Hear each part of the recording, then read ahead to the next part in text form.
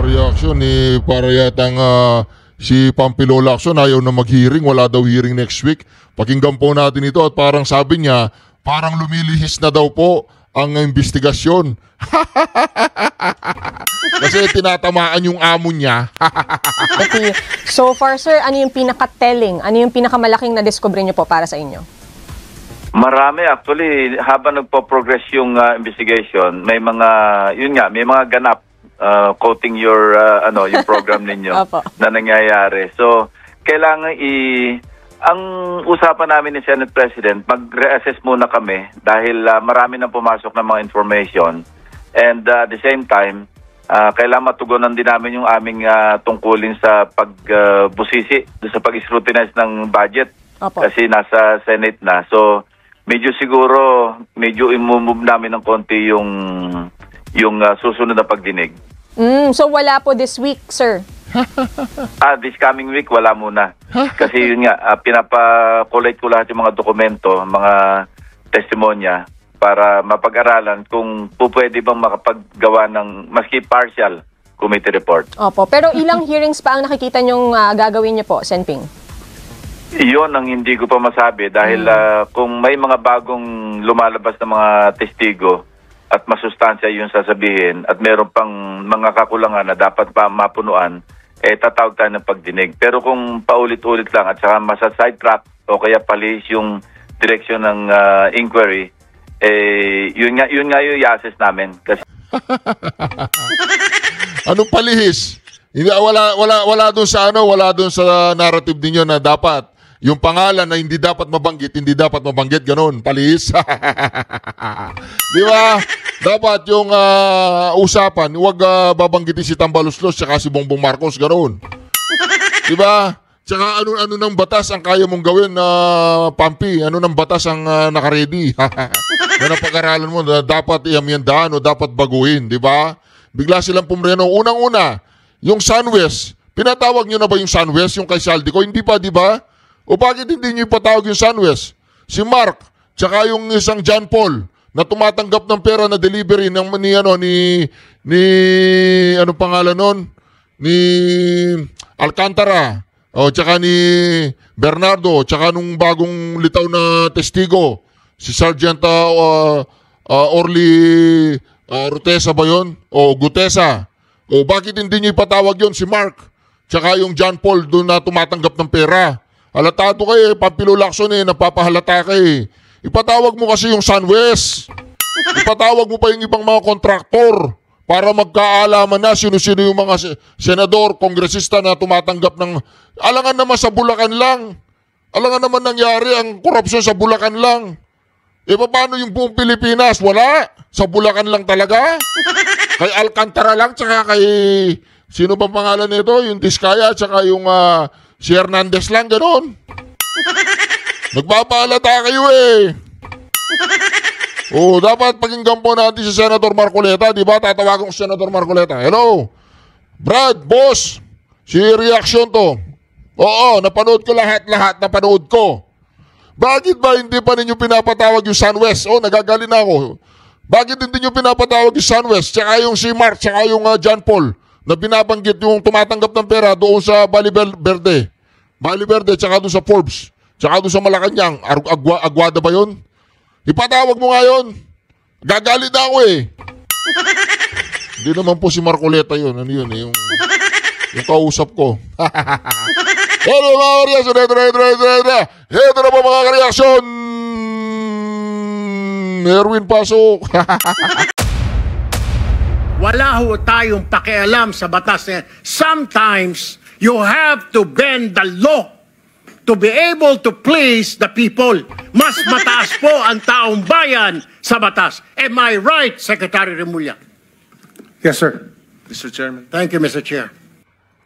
Alright, reaction. TVBS nagbabalik. Reaction. Napakaganda po naman pag-uusapan natin yung mga reaksyon ha. Ito po mga reaksyon ha. Pakinggan po natin na interview po si Senator Marcoleta sa 2x2 na kung saan ipinaliwanag po niya ang maraming bagay, lalong-lalo na patungkol dito kay Erwin Erich Sylvester Tuplok. At mga ka-reaction, magsimula po tayo dito sa kay Manong Jason. Sa ayan po, witness, nakapag-deliver din po kami sa Aguada sa Malacanang Palace. Ayan. Senator Ping Lacson, session suspended. We will resume. Alright, mag-react po tayo sa mga post po ni Manong Jason sa. Ito po yung post ni Manong Jason sa na kung saan itong mga anak ni Tulfo ay talagang nagsunog po siya ng pera sa Las Vegas di umano. Ayan magkano po yan? $70,000, $40,000, mahigit pong $100,000 sa loob lamang ng 2 gabi. Ganyan po kalupit ang anak ni Erwin Sylvester. Anak po ni Raffy Tulfo. Yan po. Tila una pang ipapakulong ni Senator Lacson si Sergeant Gutesa kaysa kina Speaker Romualdez at Representative Ko. Nakakaputang ina na talaga. Nanggigigil na po si Manong Jason sa mga kareaksyon dahil sa mga lumalabas na balita para yatang tila may parang tinatakot gano'n dadalhin doon sa Metro Manila, ano ba yan? RTC ba yan? O basta sa Manila Trial Court, MTC, o yun. Dadalhin doon si Gutesa. Dahil daw doon sa peking notaryo. Dapat ang ano dyan, yung abogado, patunayan niya na peki yun. Diba? Ito pa pakinggan po natin mga kareaksyon. Talagang gigil na po itong mga kalaban natin dahil pilit po nilang nililiko. Pilit nilang kilala po ba ninyo ito mga kareaksyon? Saan ba yun? Kilala nyo po ba ito? Ito. Kilala nyo po ba ito? Asan ba? Ba't wala? Ba't wala? Para yatang ayaw po ng picture.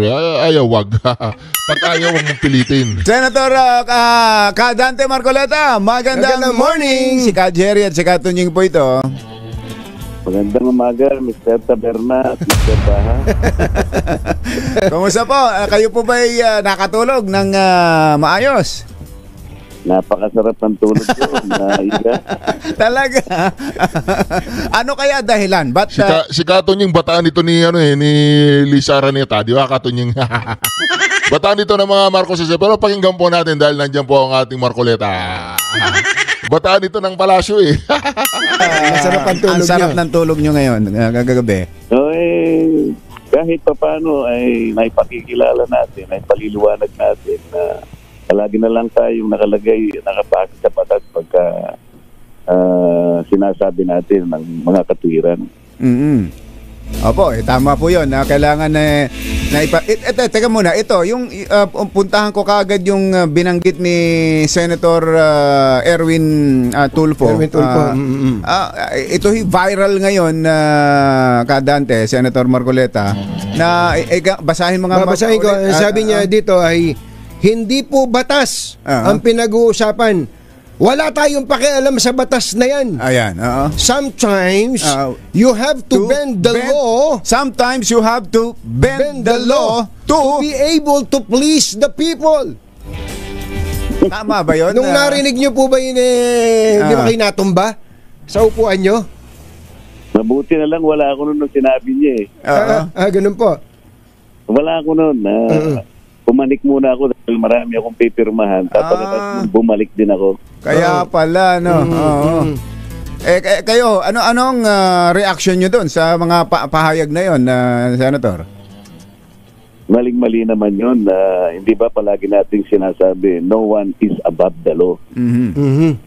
Kaya nga nandun kami para gumawa ng batas kung yung ginawa naming batas, isasantabi natin at kinakailangan mauna munang mapaligaya natin kung sino man ang gustong lumigaya at kahit may baluktutin natin ang batas, wala naman sa katwiran niya.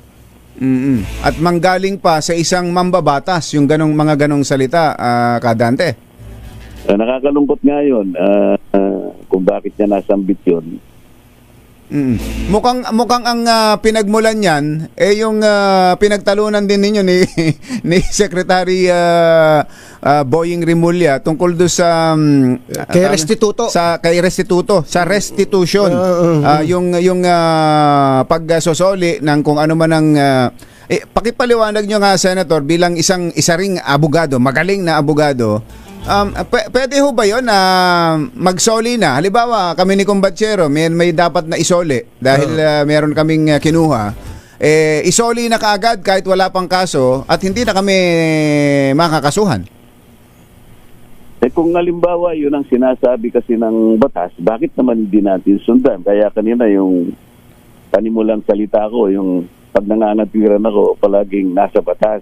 Ang totoo niya, nung pumunta siya sa Senado na kung saan ay tatalakay yung kaso ng Diskaya, yung aplikasyon niya, inamin niya na sa akin, yung pasensya ka na nga niya. Ang gulo-gulo kasi na yung nangyayari. So, sige, kanyo, total, nandito na ako. Nasaan ba sila? Kausapin ko nga rito. Nagkausap sila eh. At bukas, sabi niya gano'n, pumunta kayo sa opisina para sa gano'n, mapasok kayo sa proseso, sabi niya gano'n. Ipakikilala ko sa iyo yung mga tao na tutulong kung paano kayo mapasasaling sa proseso. So, akala ko naman, okay na siya doon at hindi ko na nga sa tinanong doon sa hearing dahil nagkausap na nga. So, pagkatapos, iba na naman ang pagdating ng pangalawang hearing, iba na naman yung kanyang sinasabi na kinakailangan, pagsoli na naman. Sinabi ko nga sa kanya, nung kami nag-uusap, sino bang ayaw na mag-solid kung talagang mapatunayang lahat naman na yan ay nakulimpat ay para sa bansa yan. Ang problema lang, sabi ko, mag-apply pa lang ang tao. Wala namang isinasaalang-alang na magsosoli siya. Ang isinasaalang-alang na priority, yung kaligtasan niya kasi nagsabi siya ng mga pangalan na maaaring ikasapanganib ng buhay niya. Ngayon, kung sasabihin mo ako na magsosoli siya, sino magdidetermine ngayon kung magkano isosoli niya? Yun. Importante yun. Korte lang naman na nagsasabi sa bandang huli, sabi kong ganon. Kaya nung kahapon, pinaalala ko sa kanya bilang abogado, sabi ko, di ba, sa lahat ng criminal cases na ipinapile, naka-institute impliedly yung civil liability. Ibig sabihin, palaging nandun yun. Kasi pag natapos na yung kaso, kukwentahin, pumasa siya dun sa pamantayan ng Witness Protection Program na tulungan niya Estado na identify lahat yung mga sangkot, lahat ng kawatan, malalaking isda. So di nakatulong siya ngayon. Libre na siya sa criminal prosecution. Kaya lang, doon sa civil liability, hindi siya malilibre doon kapag nakwenta ng korte na marami siyang pananagutang sibil. So, makabalik ng korte ngayon sa kanya yun. Klaro po ba yun? Nung nakausap niyo po ba yung mga Diskaya dati, nung kayo po ang chairman ng Blue Ribbon Committee, klaro po ba yun na kung sakali man na sila ay mag-state witness, ay hindi pa rin sila ligtas sa civil liability, meaning at the end of the day ay kailangan pa rin nilang magsoli? Klarong-klaro kung pinaliwanag yun, Katunying, hindi lang sa kanya, doon sa 15 nandoon. Isinod ko nga yung idea, sabi ko, ito, baka sakaling gusto nyong gamitin ito para hindi kami mahirapan, tulungan nyo kaming ma-identify natin ang mga malalaking taong sangkot dito. So, mag-take advantage kayo dito sa remedyo na nakalaan. Ito rin nasa batas naman. Sabi ko, maaari kayong makaligtas sa criminal prosecution. Ang magiging pananagutan nyo na lang, sabi ko, ay yung civil liability. Ano yung mabuti kako? Timbangin yung mabuti yan. Kasi kako, ito maaring ma-plunder kayo rito. Sabi ko, pareho kako may pananagutan dito. Kahit nabalikan pa nila yung nakarang hearing, lalong-lalo na sinabi niyo yun. Hearing. Opo. Pero iwanan kong mabuti ito. Pero yun ay kung magko-qualify sila o sino man sa kanila na maging state witness, kasi hindi naman porket gusto mong mag-state witness, pwede na. No. Pinaliwanag ko kasi may mga requisites doon. Kinakailangan mag-qualify kayo. Ngayon, kapag nag-qualify kayo, sabi kong gano'n, panagutan ninyo na kayo na naging state witness na. Habang state witness ka na kasi, Ka Jerry, Ka Tunying, ay kailangan yung undertaking mo sa ilalim nung pananagutan mo bilang isang state witness, ay talagang panagutan mo hanggang sa may panalo nyo yung kaso. Kasi kapag meron kang hindi pinanagot, halimbawa, hindi mo na pagtibay yung nauna mong sinabi. Kasi isa sa requirement, kinakailangan yung mga ebidensya mo magtutugma doon sa yung testimony. Kasi yung testimony should be, sabi niyang ganyan, supported in material points. Ngayon, hindi mo magawa yon, pwede kang i-discharge as a state witness. Ang daming remedyo ng Estado, hindi naman siya po proteksyonan. Hindi ka na nakakatulong yung mga nauna mong binanggit, hindi mo naman pala mapapatibayan, hindi ka na po pwedeng maging state witness. Alisin ka na namin sa programa. Yung pagiging state witness po, Senator, sa inyo dyan sa Senado, may mga ilan sa inyo na kahapon nga, isa nga yun sa pinagtalunan ninyo ni Senator Ping, yung merong parang pumapabor na maging parang mayroong mas credible para sa ilan sa inyo na maging witness ang ilang particular na si Bryce Hernandez. Alam ba si Bryce o kaya si Henry o kaya si Diskaya, at ang DOJ mukhang meron ding ganong tinitingnan. Sa inyo ho ba, sa parte ng mga senador sa isinasagawang hearing at sa parte ng DOJ, doon pa lang pwede nang kayo pa lang mismo meron nang mag-identify na maging state witness o gawin nyo ng state witness at hindi nakasuhan? Wala kaming karapatan kasing mag-identify. Ang gagawin lang namin, i-recommenda namin. Po proseso. Recommendatory. Kailangan kong ipaliwanag kasi kaya ako humihingi ng parang konting panahon kay Chairman Ping na pwede ba akong mag-clarify muna ako bago tayo magtuloy-tuloy. May mga ilang bagay akong liliwanagin. Nung una pinayagan niya ako, nung mag-umpisa ako dahil sa nagpapa-interview ka kasi kung kani-kanino at nagbibigay ka ng sariling opinion mo, namimili ka kung sinong paniniwalaan mo, mali ka ako yun opinion ko nga niya yun Oo nga, opinion mo yun, kaya lang nagkataon chairman ka ng Blue Ribbon O ba't nang pinamili ka kung sino yung mas kapani-paniwala, ba't pinili mo yun? Hindi mo dapat ginagawa yun. Ngayon kahapon, napatunayan ko na tama yung gusto ko sabihin sa kanya Kahapon, pinagawan nila ng supplemental affidavit yung Diskaya, very substantive at saka detalyado kung paano ginagawa yung pagmamanipula ng bidding, O sabi ko, paano ngayon yan? Akala ko pa hindi mo pinaniniwalaan yan. Abay, kanya ngayon, he appears to be more believable. O, tingnan mo ako. Paiba-iba ka Noong kanina pa sinasabi ko na sa'yo na huwag kang gagawa ng ganito. Yung opinion naman niya, hindi raw cast into sa stone. Kaya nga huwag kang gagawa ng opinion Ako baka ako, nung ako chairman, nagpa-interview ako tungkol sa mga bagay na ganyan. Pero ang dami kong gustong i-clarify, kaya kami nag-away, hindi niya ako pinaraan. Pero Senator, gusto ko lang balikan yung tungkol dun sa kay Restituto kasi maraming naaliw kay Restitution ngayon kasi ang point doon, pwede bang magsauli or i-require yung pagsasauli before or after? Ang sabi ni Secretary Boying Rimulya, pwede naman before or after, pero ang sabi niyo hindi, after o at a later date. Kanina nag-uusap kami ni Jerry dito habang commercial. Paano nga kaya kung pwede namang before? Sabihin ni Diskaya, sige, magsoli tayo ng tig-1,000. Who will determine kung magkano isosoli niya kung mag-uumpisa pa lang? Yun na nga Yun. Tama ngayon din. Yun nga yung dilema ng batas. Kaya nga, palagi nangyayari. Pagkatapos, para sa ganun, medyo process lahat. Kamukha ngayon, tinanong ko siya kahapon, o kung sakali ka akong paniwalaan kita na nangyayari before, magkano isosoli niya? Kukwentahin daw nila. Paano nyo kukwentahin?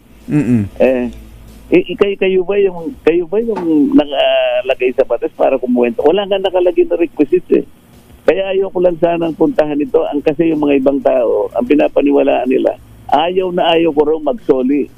Ang sinasabi ko lang, ang pagsusoli, nasa bandang huli. Sa dulo. Kapag yun ang sinasabi ng batas, wala sa una. Ayan. Kaso yung iba naiintindihan naman, kaya lang, meron lang siguro talagang may galit sa akin.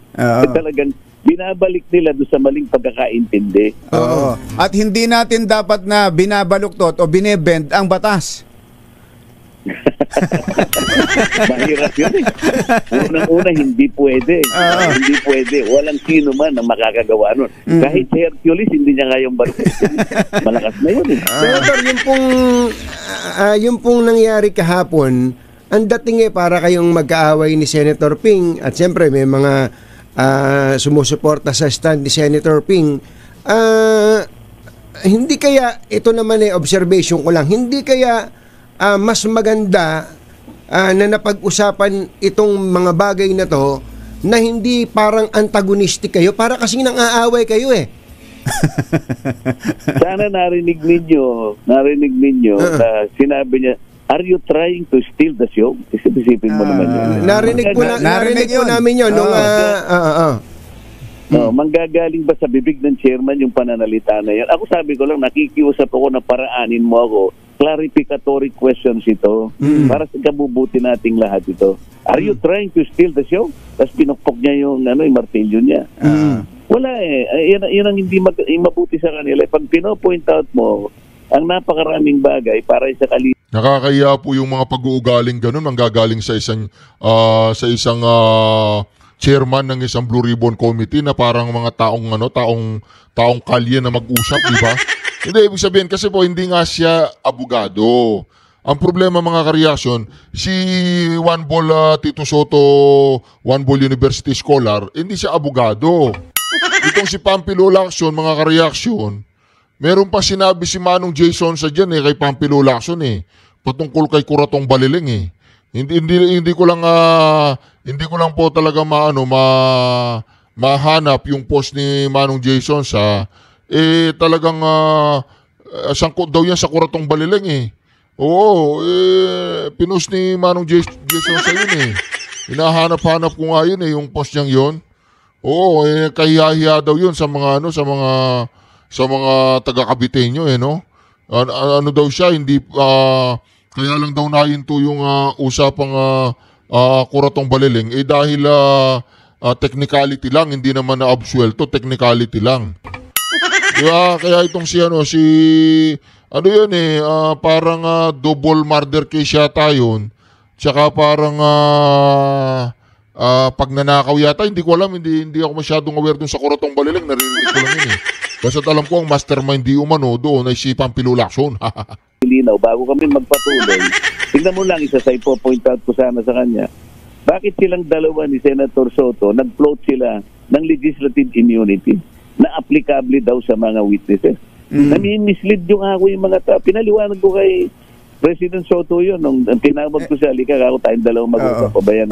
Tama, mabutit nabanggit nyo yan, Senator. Dahil kami rin nung marinig namin yan. Legislative immunity. Nung biglang banggit, si Senate President Tito Soto nga nagbanggit niyan, parang wala kaming maalalang ganun baka nagkamali lang kami, inisip ko nga, baka nagkamali lang ako, baka merong bago na may ginawa na. Ang natatandaan ko, Senator Marcoleta, nung nagko-cover kami ni Kumbachero sa House at saka sa Senate, merong tinatawag na parang protective custody. Parang bibigyan mo lang ng protection physical protection lang, pero yung legislative immunity, walang ganun. Alien sa amin yun May bago ba? May ganun ba? Wala Kaya alam mo, pinaliwanag ko kay FP Soto yun. Alam mo, hindi ko na lang kayo pinaliwanagan doon kasi ayoko rin malagay kayo sa alanganin. Alam mo ba ako, yung legislative immunity, ang ibang katawagan yan, parliamentary immunity. Sa atin, applicable yun sa mga mambabatas lang. Sa resource persons. Sa mga resource persons o mga witnesses, napagkamalian mo ako, baka ibig mo sabihin, testimonial immunity na sa ibang bansa ginagawa. Pero sa ating jurisdiction, wala pa akong nakitang ganyan. O mali ka na naman doon, sabi ko. Kaya ko lang hindi ka ako binigyan ng pansin doon. Sinabi niyo yan? Sinabi niyo yan? Mali ka na naman doon. Hindi, nung kami lang dalawa. Okay. Kaya ko lang hindi ka ako binigyan ng diin yon. Kasi nakatumbok na naman kay Diskaya, sasabihin na naman nila pinagtatanggol. Yun na nga. Pero ako po naniniwala ako, kayo ay mga Maginoo naman dyan lahat sa Senado. Tingin ko po nauumpisahan lagi doon sa parang gusto nyong mang-away. Sila din, gusto rin nila mang-away. Hindi ba kayo nag-usap after the proceedings kahapon? Sabi naman ni SP Soto, mag-caucus tayo, kanyang ganon. Sabi ko ganon, hindi naman siya tumawag ng caucus. Pero nung tumayo na kayo, paalis na kayo nun eh. Nakita ko eh. Nakita pa kayo sa camera eh. Nung pagkatapos nung pumukpok ng Gable si Senator Ping eh. Pero hindi na kayo tumuloy na pag-alis. Mag-walkout ba talaga kayo kahapon? Mag-walkout na sana ako. Kaya lang, naalala ko, yung sasabihin kong isa, baka mamaya makalimutan ko. Kaya muna ako. Opo. Mabuti na lang. Okay, ito na yung mga last questions po. Kasi habang sinasabi niyo po yan, ako gusto kong sabihin na naiintindihan ko where you are coming from. However, may mga tao po nang sasabi, bakit ba si Senator Marcoleta nag-aabogado dito sa mga Diskaya? Tapos tumira pa tong si Montulfo na hindi, may monetary consideration yan. May 100 milyon, may 1 bilyon. Diretsuhin niyo po kami. Meron po ba kayong kasunduan with the Diskayas para protektahan niyo po sila? Tinanong ko siya kahapon. Unang-una yung sinasabi ng Ramon Tulfo. Buti naman, diretso nilang sinabi, tsaka mabilis sila sumagot. Wala pong ganong nangyari at wala po kayong inihingi kahit ano. Yan yung sinabi nila. At saka sabi ko sa kanila, nung magkakaharap nga kami sa ganyan, ito ka ako, ngayon din sa batas, sapagkat humingi kayo, katungkulan ko ka kung gumawa ng rekomendasyon, sa ilalim din ang inihingi ng batas na to. So, pipirmahan ko tong sulat na to, bahala na ang DOJ na i-assess kayo. Kaya lang hindi pinirmahan ni President Soto dahil na-overthrow na nga si Chase. Kaya yung dapat pumirma rin. Kaya lang hindi niya na napirmahan. Soto ayaw niyang pirmahan. Ito po yung last question ko. Pwede po bang medyo distansya na kayo sa mga Diskaya? Dahil parang naman ako doon, hindi ko naman nagkikita lang kami pagka-hearing. Yeah. Naintindihan ko po. What I'm saying is every time po kasi na napag-uusapan to, it is as if you are defending the Diskayas. Ngayon lang naman mga ibang talagang gusto lang ipaintindi na gano'n eh. Sa tingin ko mas maraming tao naman naniniwala na hindi gano'n ang pakay ko. Kung hindi, ibigay lang yung nasa batas na para sa kanila. Opo, okay. Sa mga hearing ngayon ng Senado, ito Senator, nung una ang gusto ko matigil na yung mga hearing na yan ng House, ng Senate. Pero ang dami kong napupulot Ang dami kong natututunan at ang dami ang ating mga kababayan, revelations ang daming mga nalalaman tungkol sa mga pangyayari kaysa sa hihintayin lang natin kung ano yung mga sasabihin sa ICC. Hindi, ICI. Ikaw na, baka magalit na naman, Senator, na narinig yung ICC. Sa ICI. Maraming narinig na natututunan at nakikita natin yung kabuuang picture kung paano nila nilapastangan yung pondo ng para sa flood control.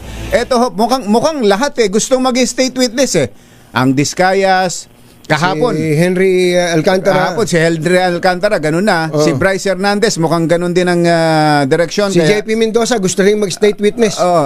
Paano 'yon? Kung para sa inyo ba, kung kayo naman ang tatanungin namin ngayon, sino bang mas credible o mas uubrang maging state witness sa kanila at pwede bang lahat sila state witness? Kung sinong magpo-qualify sa proseso ng DOJ. Kasi sila rin ang arbiter kung sino yung papayagan nilang maging state witness. Kasi kapag pinaraan mo sa proseso, alam nila kung sino yung makakatulong para sa ganun ma-identify lahat yung mga malalaking tao sa likod ng mga ginawang iskandalo na yan. Sa inyong, kayo, hindi naman kayo non-chairman, so pwede kayong magbigay ng opinion para sa inyo. Sino? Hindi. Ako palaging ganun na sinasabi ko. Kailangan pailalim kayo doon sa requirement ng batas, dumaan kayo sa proseso, at pagka pumasa kayo sa proseso, ibig sabihin yan, kayo ay makakatulong para sa ganun, mailaban ninyo yung kaso na yan laban doon sa malalaking isda. Opo. Okay. Yun ang kinakailangan. Kung sino man ang pumasa ron at magagamit, yun. Kung hindi naman lahat kakailanganin sa kung isa o dalawa, kaya nga pwede na, hindi niya nakakailanganin yung iba kasi kung pare-pareho lang naman yung testimony. Kaya pipiliin kung sino talaga yung matibay ang kanilang mga ebidensya para sa ganoon mag-progress yung kaso kung meron mang dapat kasuhan, lalo na yung mga malalaking isda. Sa tingin po ba ninyo, meron pang mas malaking isda kaysa sa kanila doon sa level nila na yan? Nasa DPWH, sa mga contractors? Meron naman na siyempre, So yung kinakailangan lang ma-identify na. Hindi lang identification, ebidensya. May ebidensya na tutuloy sa kanila. So mas yun nga ang pangangailangan ng isang state witness. Kasi mahirap na wala magtuturo kung hindi mo siya po protectionan Yun ang prinsipyo ng batas Tuturo siya pero dahil masasapanganib ang buhay niya, protectionan mo. Ngayon, para naman kita protectionan, kailangan magamit ko yung testimony mo. Yes. Yun ang ano natin. So sa buong picture na ito na nabubuo sa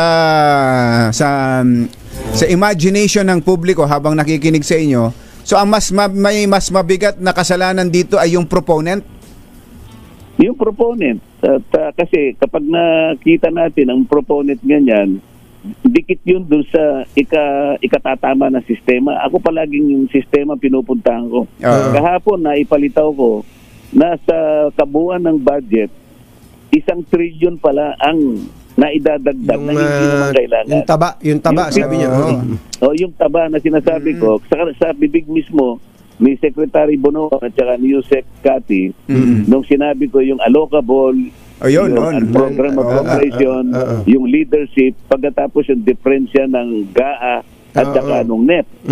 Ay isipin mo yun na kwenta ko, 1 trillion. Ito yung taba na hindi kailangan. Savings na sana natin yun So tama lang na may hearing pa rin at in aid of legislation na para mabago natin, hindi na maulit yung mga nagawa na yan. Yung sa akin kasi, yung palagi kong direksyon, yung ikatatama ng sistema. Hindi lang simpleng police investigation. Ito yung investigation in aid of legislation. Yung sa kanila kasi makikita mo, purely police investigation. Kung sa bagay po, dito maaaring makahuli kayo ng mga isda, sige. Maliit at malaki, pero yung sistema na itama nyo. Mangyayari na naman. Mauulit na naman. Mangyayari naman. Tingnan mo si Napoles, 10 billion lang. Ito, grabe. 15 years. After 15 years, 100 billion. 10 folds. Yung sistema kasi, lalong lumala yung sistema. Tama po. Sabi nga ni Napoles siguro, kung nag-iisip si Napoles ngayon, naging amateur ako Naging anghel nga daw si Napoles. Hindi, at least di ba si Senator Kiko nagtatanong kahapon, bakit ka si Napoles nakulong ganito, ganyan. O kung ano pang pinagsasabi niya, di ba? Ba't nagtataka siya ngayon? Ba't ngayon lalong lumala? Paano niya nga hindi nyo kinurek ang sistema Sistema talaga. Police investigation. Tama po. Police investigation. Dapat ganun ang maging direksyon niyo pare-pareho. At least meron kayong something na pinagkasundoan ni Senator Ping Lacson. Na-interview namin Senator Ping Lacson a few weeks ago. Ang sabi, yung tungkol sa level of kasalanan, ang pinakamalaki kasalanan, proponent. Sumunod yung taga DPWH at ang sabi niya pinakamaliit ang kasalanan kung tutuusin yung mga kontraktor. Yun ang level dahil yung mga kontraktor susunod lang dun sa mga decision makers. Senator, maraming salamat po sa oras. Magandang umaga po. Salamat po.